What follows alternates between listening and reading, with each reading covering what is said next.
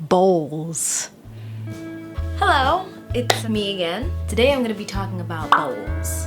But yes, so it's a little acronym I like to use after I've finished a script. The B stands for breakdown. You're going to want to go through your script and break down everything. Usually the assistant director that you hire on is the one that does your script breakdown, but the best way to do a breakdown is to go through all the elements. You want to color code, including your characters, the props that are needed. You can also research some more on what goes into a script breakdown, but you typically all of those things that I listed and more, props, characters, locations, things like that go into your script breakdown. The next letter is O.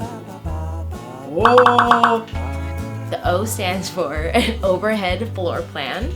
When you are finished with your script breakdown, you're going to want to take a look at all of your locations and map out the floor looks like from above. That's why it's called the overhead floor plan. You're going to place all the furniture that's in the room that you're filming in. You're going to want to plan out where the camera is going to be and where audio person's going to be. But you're going to take that floor plan and where all the furniture and doorways are and then draw and write. It's very important, this step, because you don't want to have a situation where you go into the location that you're going to shoot and you don't have an overhead floor plan, and the people who have never seen the space before go there and they're like, how am I supposed to fit this giant camera? Or like, how am I supposed to fit the boom when the ceiling is so low, or there's a fan in the way I didn't know about, right? A floor plan is very important. Next up is L. L stands for lined script. You're going to want to have your script printed out. I like physical copies. I don't like doing my line script online. It is an option, it's a choice. You can do yours online, but I feel that physical copies always work the best, and I like giving my line script to my script supervisor for when we're on set day. The line script is you basically going through your script and labeling all the shots that you want to do, and then those lines will go through your physical copy or online copy of your script, and it will tell you how long this shot is going through. So this is important to ensure that you have full coverage throughout all of your shots and throughout your entire script. You don't want a situation where you are going through your script and realize that you don't have a specific coverage for a specific shot, and you'd at least want two different angles or shots that cover your entire script. So an example, you have a scene where a girl is I'm sitting here and I'm drinking a cup of water. You're gonna want one shot that gets the full coverage of like the whole scene, and then maybe another shot that is an insert of the water that I'm drinking.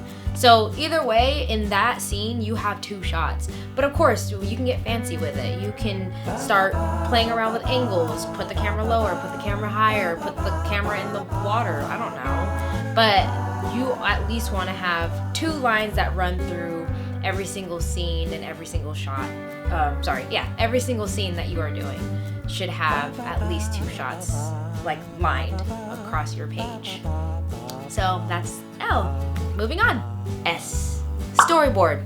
Believe it or not everybody storyboards, but it is a really good way to show everybody, for example, audio or makeup or wardrobe department. They want to know what scenes are coming up, and everybody on crew wants to know what shot the director is thinking about doing. So a storyboard helps guide your shots and figure out what composition you want to have for your film.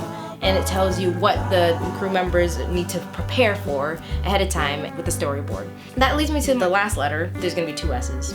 First S leads into the second S, which is your shot list. I typically save the shot list for last because you want to have all of those previous documents figured out before you lay out your shot list, so that you don't overdo it with shots. The independent filmmakers that are new to this typically overdo shots, or they don't do enough because they don't do the pre-planning with the script breakdown and the overhead drawings and all that prior. So that all the documentations before that last S helps you prepare for your shot list to be pristine and pretty and not chaotic. Remember bowls? If you are an independent filmmaker that is doing everything on their own and you have your script and you're like, now what?